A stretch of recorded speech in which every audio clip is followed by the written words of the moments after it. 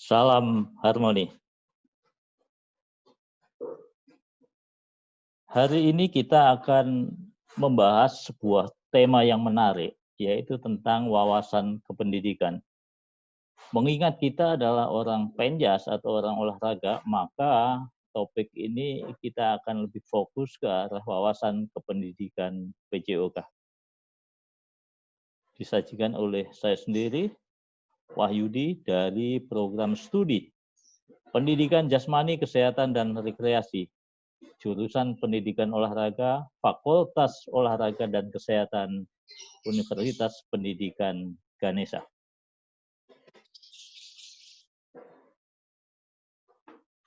Kita awali pembahasan tentang hakikat wawasan kependidikan.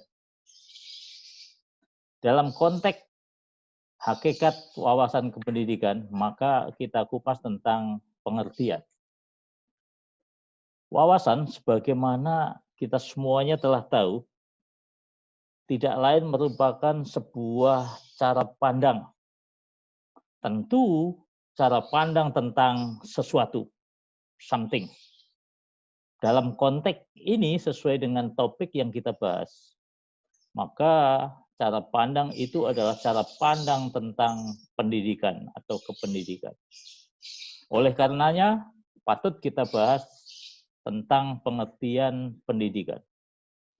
Pengertian pendidikan secara harfiah merupakan usaha manusia untuk membina kepribadiannya sesuai dengan nilai-nilai di dalam masyarakat dan kebudayaan.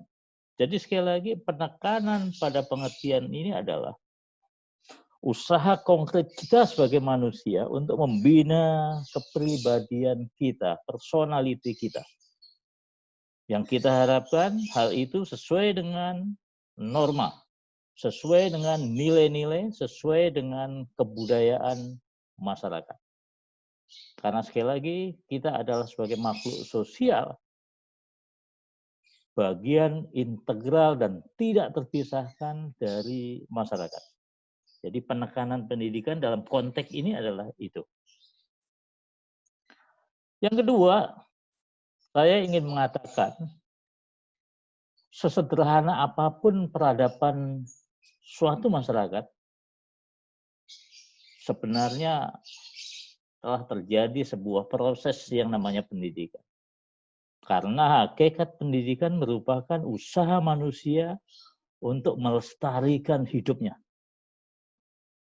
Untuk itu sekali lagi, dimanapun ada kelompok masyarakat di sana, oke, maka esensi dan hakikat pendidikan telah berlangsung di dalamnya. Karena esensi masyarakat dalam budaya atau kelompok tertentu, dia akan selalu berupaya keras, oke, mempertahankan hidupnya, memperjuangkan kebutuhan hidupnya, dan pada akhirnya dia tetap survive, tetap mampu bertahan hidup, dan pada akhirnya dia mampu meneruskan terah keturunan, sehingga kehidupannya menjadi lestari dalam konteks yang kita pahami bersama-sama.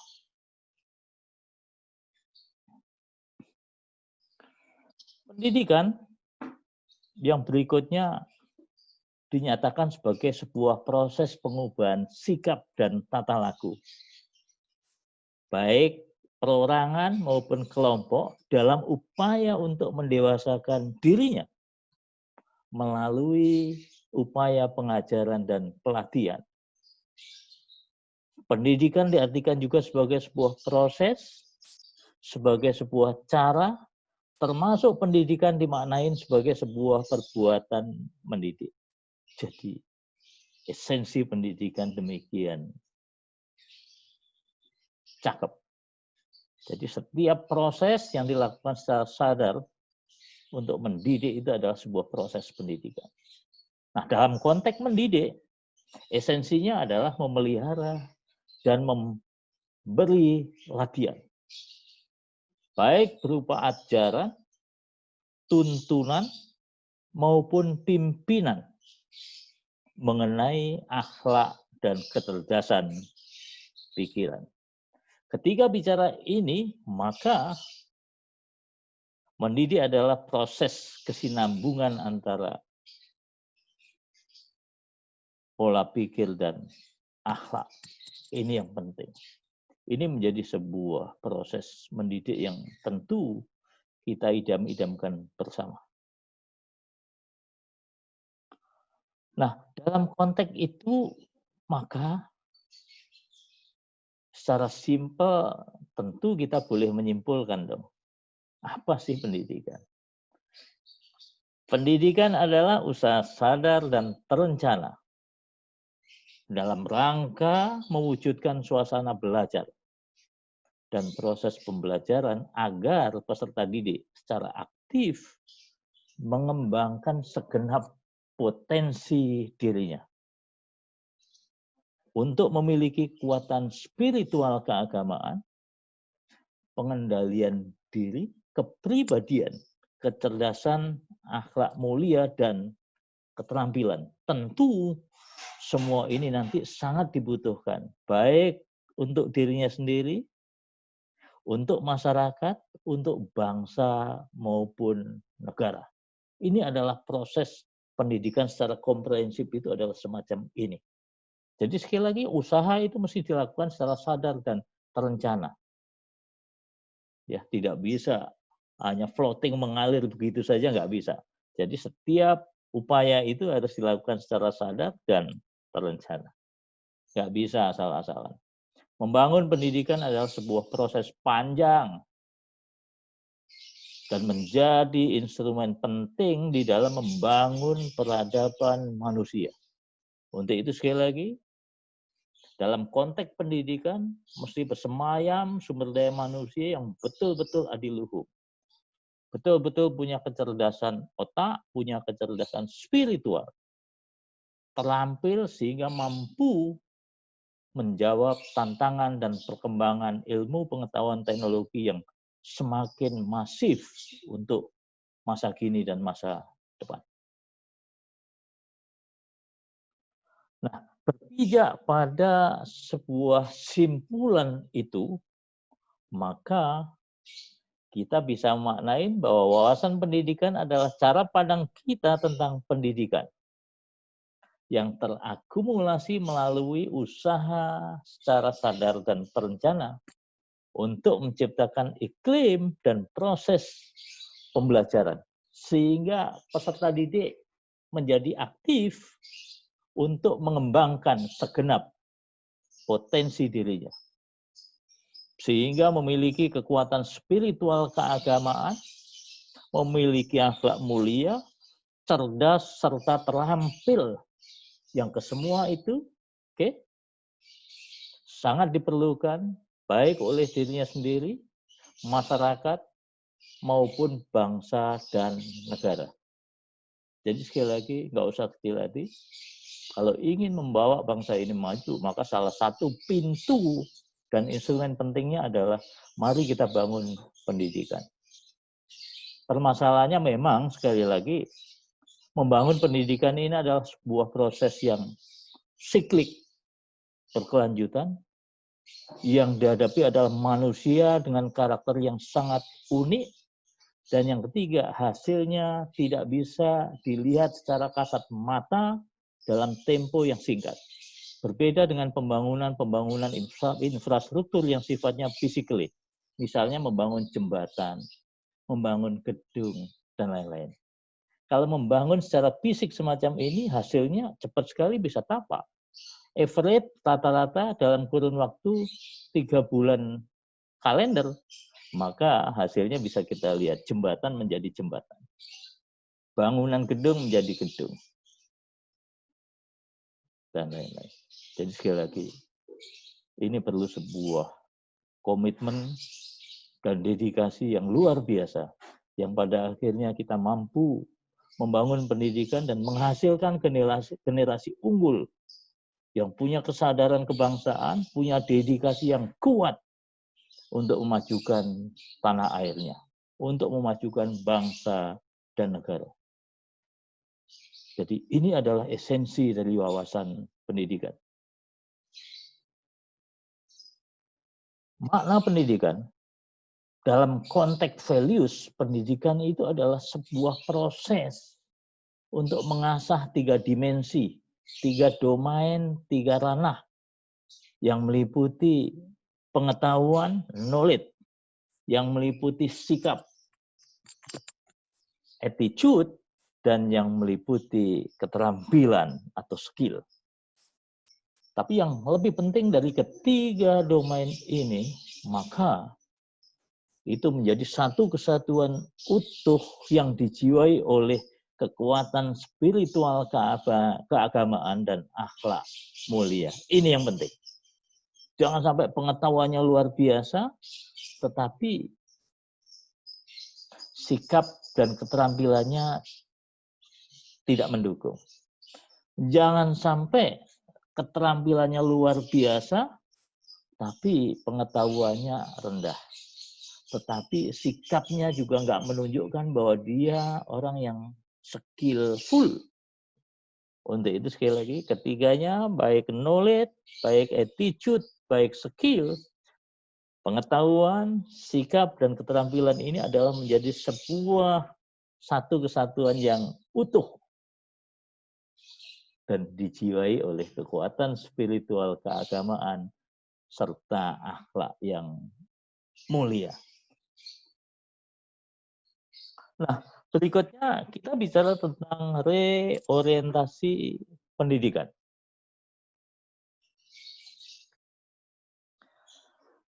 Yang pertama, mengembangkan ilmu dan menciptakan teknologi.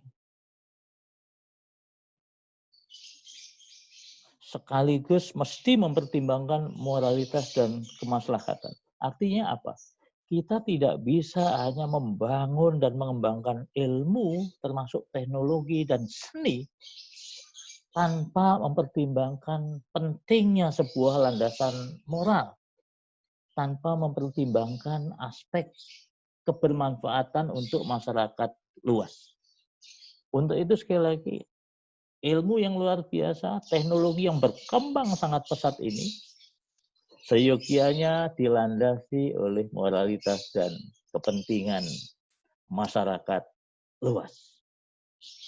Yang kedua, menciptakan sebuah karya seni sekaligus mestinya menumbuhkan rasa indah dan bermartabat. Jadi seni untuk kebaikan, seni untuk kemuliaan, jangan sampai seni hanya ansih secara eksklusif untuk seni. Sehingga lahirlah karya-karya yang keluar dari norma masyarakat. Jadi sekali lagi, kita sebagai bangsa yang besar, kita sebagai masyarakat timur, yang sangat menjunjung tinggi nilai-nilai dan kearifan lokal, maka karya seni yang luar biasa tentu dilahirkan dari orang-orang yang cerdas, orang-orang yang punya sikap luar biasa, orang-orang yang punya skill luar biasa, talenta yang luar biasa dalam bidang seni yang dijiwai oleh spiritualitas keagamaan dan akhlak yang mulia. Sehingga lahirlah karya-karya seni yang fenomenal. Karya-karya seni yang luar biasa. Ruhnya, taksunya betul-betul keluar dari budaya luhur bangsa. Dan mampu mendobrak rintangan-rintangan untuk secara visioner menatap masa depan yang lebih jelas dan pasti. Kita boleh ambil contoh dalam konteks ini, dalam bidang kita, orang olahragawan.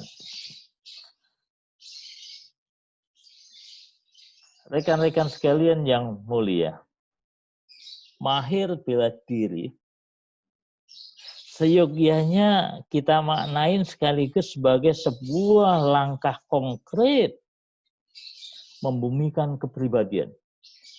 Dan bukan untuk berbuat sewenang-wenang. Artinya apa? Kita punya skillful dalam konteks bela diri, apapun itu namanya, atau cabang olahraganya. Maka keahlian, kemahiran kita dalam bidang bela diri ini adalah semakin mengintegrasikan pelakunya, semakin mengintegrasikan kepribadian mulianya, dan bukan untuk berbuat sewenang-wenang, bukan untuk berbuat onar, bukan untuk adigang adigung, bukan untuk berbuat melanggar aturan hukum, bukan untuk melakukan suatu tindakan yang keluar dari norma-norma masyarakat, dari norma-norma agama. Ini yang penting. Jadi sekali lagi, ini adalah menjadi sebuah catatan penting sekaligus menjadi sebuah reorientasi pendidikan kita untuk masa yang akan datang. Sehingga kita berpikir lebih generik, tidak sektoral, tidak egosentris untuk kepentingan kita sendiri. Rekan-rekan yang mulia, adik-adik mahasiswa yang berbahagia. Selanjutnya, izinkan saya mengutarakan tentang kelembagaan pendidikan. Dalam konteks ini ada 3 aspek yang akan kita bahas. Yang pertama adalah tentang layanan pendidikan, yang kedua adalah tentang jenjang pendidikan, dan yang ketiga tentang penyelenggara pendidikan. Kita mulai dari yang pertama yaitu layanan pendidikan. Sebagaimana kita pahami bersama, tertolak dari Undang-Undang tentang Sistem Pendidikan Nasional, yaitu Undang-Undang Nomor 20 Tahun 2003, maka dalam konteks layanan pendidikan kita mengenal 3 jenis. Yang pertama adalah layanan pendidikan formal, yaitu mulai pendidikan anak usia dini, khususnya mulai dari TK atau Taman Kanak-kanak, atau Rodiatul Atfal di bawah Kementerian Agama, sampai dengan perguruan tinggi. Ini adalah jenjang pendidikan formal. Yang kedua, layanan pendidikan informal. Layanan pendidikan informal ini adalah sebuah layanan pendidikan yang dilakukan di tengah-tengah keluarga.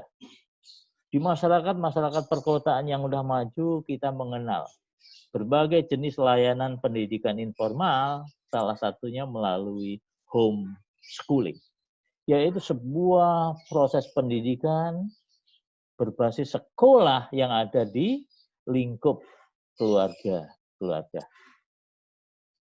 termasuk di lingkup klaster keluarga. Jadi sekali lagi, ini adalah layanan pendidikan yang kedua, yaitu layanan pendidikan informal. Dan yang ketiga adalah layanan pendidikan non-formal. Artinya apa? Layanan pendidikan ini adalah di luar yang formal dan informal. Di dalam layanan pendidikan non-formal ini, kita mengenal ada yang namanya kelompok belajar atau kejar. Paket A setara dengan SD. Paket B setara dengan SMP, paket C setara dengan SMA, dan yang sederajat. Termasuk ada kelompok-kelompok kursus, dan lain-lain. Ini adalah sebuah layanan pendidikan yang ketiga, yaitu layanan pendidikan non-formal, yang berlangsung dan berbasis masyarakat. Dan lembaga yang mengelola ini biasanya dikoordinasikan oleh Sanggar Kegiatan Belajar. Yang kedua, yaitu tentang jenjang pendidikan. Sebagaimana sekilas sudah saya kutip di depan. Maka jenjang pendidikan ini kita mengenal ada 4. Ada 4. Yang pertama adalah pendidikan anak usia dini. Disingkat PAUD. Yang kedua adalah pendidikan dasar. Yang ketiga, pendidikan menengah. Yang keempat adalah pendidikan tinggi. Kita suka kepleset, terutama di pendidikan dasar. Kita menganggap pendidikan dasar hanya SD saja. Jangan keliru, kawan. Pendidikan dasar ketika Pemerintah sudah menggulirkan kebijakan yang namanya wajib belajar pendidikan dasar 9 tahun, maka jenjang pendidikan dasar bukan hanya pada SD sederajat, tapi SD sampai dengan SMP sederajat. Itu adalah jenjang kedua. Jenjang ketiga adalah pendidikan menengah.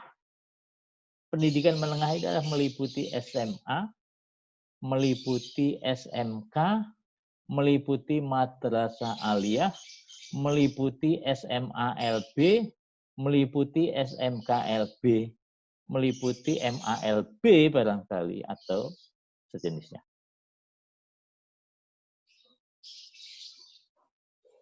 Dan yang keempat yaitu pendidikan tinggi. Pendidikan tinggi ini ragamnya macam-macam. Mulai yang pertama kita mengenal adanya politeknik.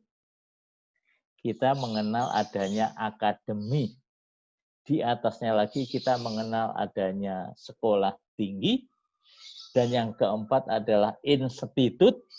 Dan yang paling luas layanannya adalah dalam bentuk universitas.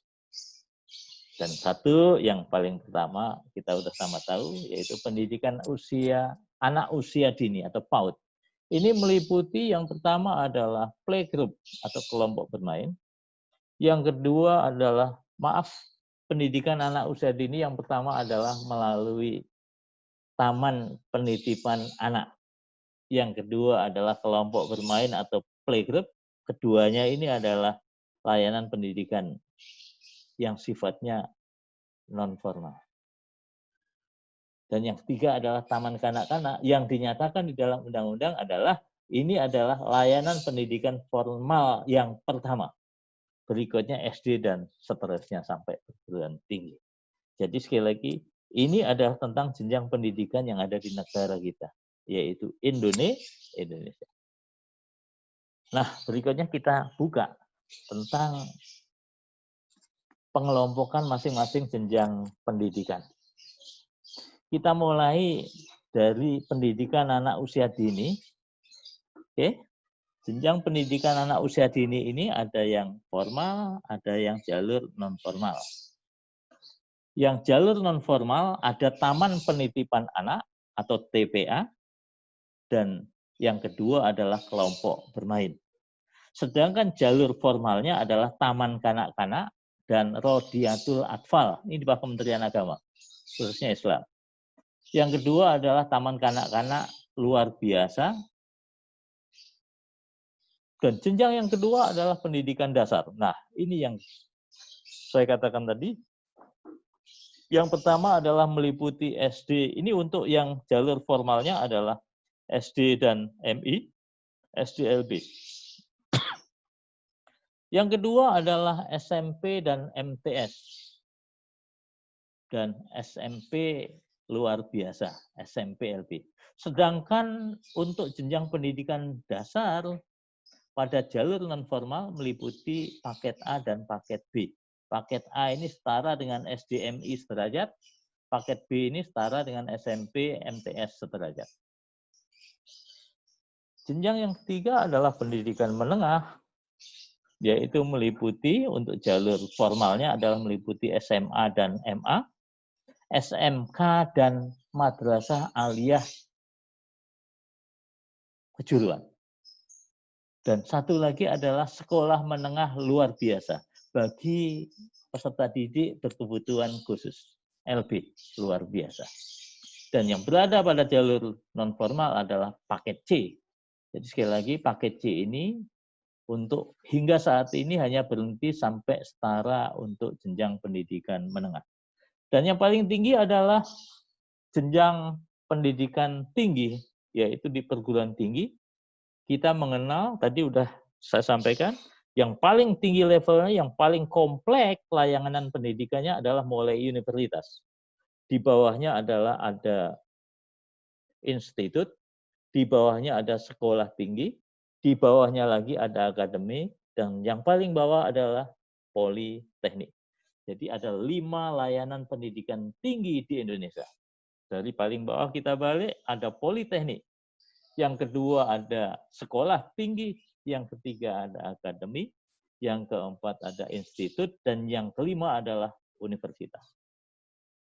Jadi nama lembaga ini, nama perguruan ini menentukan sejauh mana tingkat heterogenitas, tingkat ruang lingkup layanan pendidikannya. Yang paling tinggi tentu dia semakin luas. Ya, jadi ini yang perlu kita ketahui. Mengenai rentangan usia, sama-sama kita ketahui ini adalah usia. Untuk usia dini ini adalah mulai dari lahir sampai dengan usia 6 tahun. Untuk pendidikan dasar usia 7 sampai dengan 15 tahun. Untuk pendidikan menengah 16 sampai dengan 18 tahun. Untuk perguruan tinggi rata-rata 18 sampai 22 tahun. Pendidikan tinggi juga selain S1 juga ada layanan pendidikan non-gelar dan gelar. Non-gelar ada diploma 1, diploma 2, diploma 3, dan diploma 4. Sedangkan yang gelar ada gelar sarjana, ada gelar pasca sarjana, baik itu magister maupun doktoral. Jadi sekali lagi, ini adalah tentang peta layanan pendidikan di Indonesia. Saya berharap sampai di sini masih bisa diikuti dengan asik. Ya, untuk itu situasinya memang lagi belajar dari rumah. Untuk itu silahkan dikondisikan iklimnya di rumah, barangkali sambil ngopi, sambil menikmati camilan ringan. Tapi konsentrasi dan fokus tetap pada topik yang kita bahas, yaitu tentang wawasan pendidikan. Itu. Dan yang berikutnya adalah penyelenggara pendidikan. Rekan-rekan sekalian yang mulia. Penyelenggara pendidikan secara nasional ini adalah di bawah koordinasi Kementerian Pendidikan dan Kebudayaan. Di dalamnya termasuk ada, sebelumnya ada Dirjen Dikti ya, yang pada kementerian sebelumnya Dikti pernah berpisah menjadi kementerian, yaitu Kemenristek dan Dikti. Tapi sekarang kembali merger, bergabung menjadi satu di bawah payung Kementerian Pendidikan dan Kebudayaan. Jadi sekali lagi, penyelenggara pendidikan yang pertama adalah Kemdikbud. Yang kedua adalah Kementerian Agama. Kementerian Agama juga menaungi, mengkoordinasikan layanan-layanan pendidikan di bawah Kementerian Agama. Contoh misalnya, mulai Radiatul Atfal, mulai madrasah, mulai sanawiyah, mulai madrasah aliyah. Ini adalah contoh. Tentu ada contoh-contoh lain di bawah agama-agama yang diakui resmi di Indonesia. Yang ketiga, penyelenggaranya adalah kementerian terkait. Misalnya, Departemen Perhubungan punya lembaga pendidikan sendiri. Kementerian Dalam Negeri punya layanan lembaga pendidikan sendiri. Oke. Kementerian Keuangan punya layanan pendidikan sendiri, misalnya Akademi Perpajakan, misalnya STAN. Ya. Kementerian Kehutanan juga punya layanan pendidikan tersendiri. Kementerian Kehakiman juga punya. Badan Intelijen Negara juga punya lembaga pendidikan sandi negara dan seterusnya. BUMN juga punya, mengkoordinasikan layanan pendidikan sesuai dengan karakter khusus dari BUMN. Dan yang terakhir, penyelenggara pendidikan yang masih diakui dan eksis hingga saat ini, meskipun kondisinya agak sulit, seiring dengan kebijakan sekolah-sekolah negeri merekrut peserta didik yang demikian besar, yang pada akhirnya nasib yayasan-yayasan pendidikan swasta semakin terpinggirkan. Tapi kita berharap jasa swasta ini luar biasa dan patut diapresiasi oleh negara, oleh pemerintah. Untuk itu sekali lagi, inilah penyelenggara pendidikan kita. Kemdikbud, Kemenak, kementerian terkait, dan swasta melalui yayasan-yayasan pendidikan. Bagaimana? Masih bisa diikuti? Oke. Kita rileks saja. Kita segera lanjutkan kembali. Berikutnya adalah fungsi pendidikan. Saya bicara yang lebih fundamental. Fungsi pendidikan pada esensinya adalah menghilangkan penderitaan rakyat. Apa yang kita hilangkan? Yang kita hilangkan, yang kita kikis habis adalah kebodohan dan ketertinggalan. Jadi sekali lagi kita ingin ciptakan generasi unggul, generasi yang terdidik. Unggul pengetahuan, unggul sikap, unggul keterampilannya. Yang didasari oleh spiritual keagamaan, yang didasari oleh akhlak yang mulia. Kalau sudah generasi unggul semacam ini, ya tentu kita sangat optimis. Kebodohan dan ketertinggalan bisa kita hapus dari bumi pertiwi tercinta kita, Indonesia.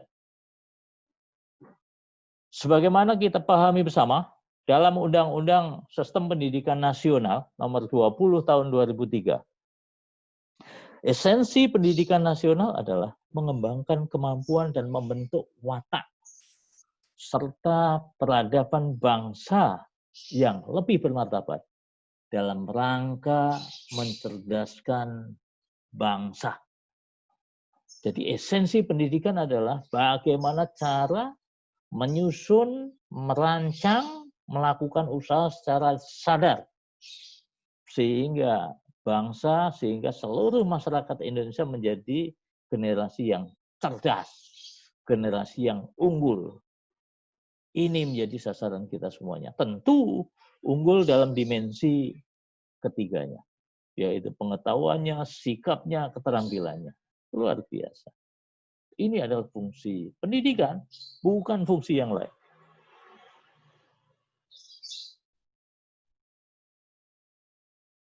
Fungsi pendidikan, kalau kita kutip pendapat salah satu pakar, yang pertama adalah menumbuhkan kreativitas peserta didik atau subjek didik.